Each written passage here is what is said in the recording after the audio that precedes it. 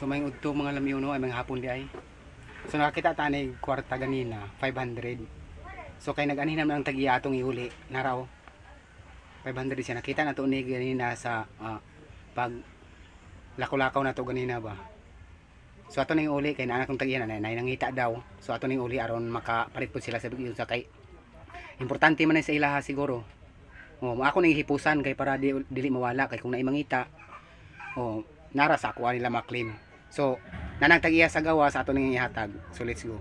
So nara daing tag-iya sa 500. Nakita na ko ni ganina. So narang tag-iya sa 500 no ato ning uli. Pwede na ta mag-video, ma'am. Nara ang tag-iya sa kuan, nara 500. Nakita na ko ni Deres Dalan ganina. Kani siya. So ato ning uli ang sa tag-iya kay magamit pa man nila. Kay sayang pod. So nara ma'am.